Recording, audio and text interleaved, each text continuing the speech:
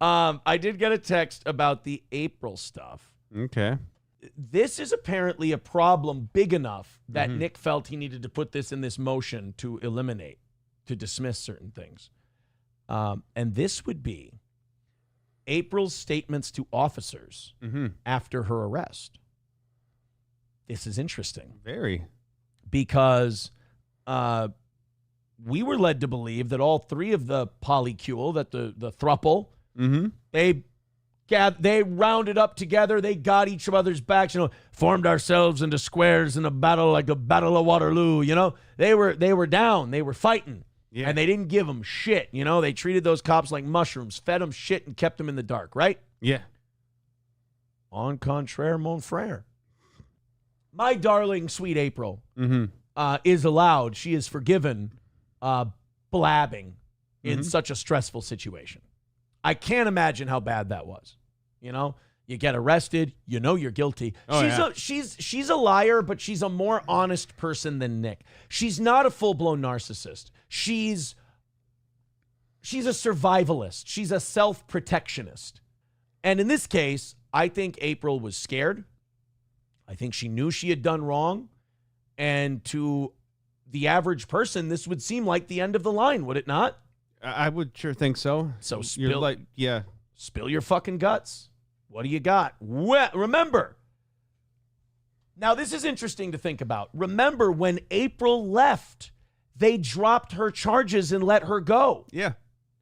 The only way they would drop the charges on her is if she contributed something of value. You notice I went from suspect to a witness. No longer a suspect. April had no charges. Yep. Well, she had charges. Yeah. Then she had no charges. Then all of a sudden, she doesn't leave the Baldo compound.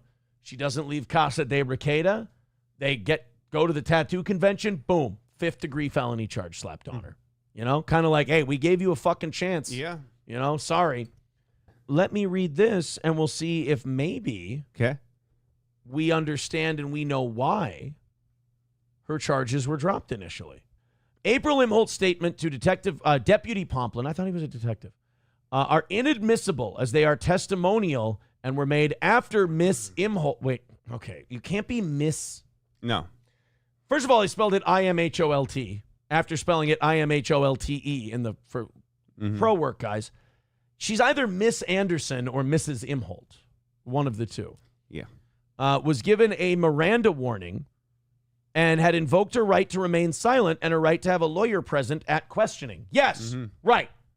She said, she invoked her right to remain silent. But like you said earlier, what do you have to do if you invoke your right to remain silent? Shut the fuck up. Shut the fuck up.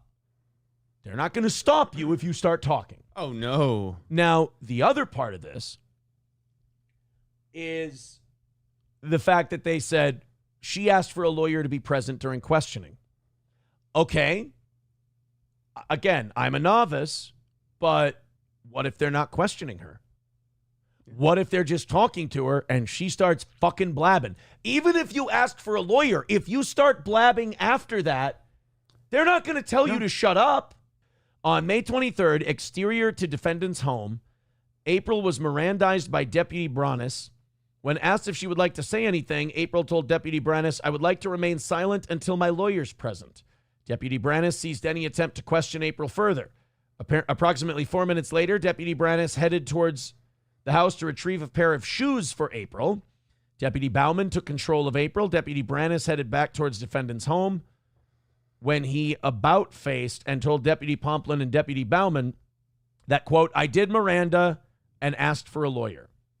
Despite this affirmative notice that April had invoked her Miranda rights, Deputy Pomplin conducted a custodial interrogation of her to elicit incriminatory statements by telling her side of the story. Defendant has no standing to ask that April's statements be deemed inadmissible in her pending case and does not ask the court for that purpose. Rather, defendant asked the court to declare April's statements made to law enforcement following her invocation of her Miranda rights to be inadmissible in the defendant's case. So he's like, I don't give a fuck about her. Yeah, so I don't give a fuck about me. Everything she said about herself is true except for the shit that she included me on. Right. Yeah. Admitting April's statements into evidence at trial, absent her testimony, will violate defendant's right to confrontation. meaning you can't cross-examine her. Yeah. April said something.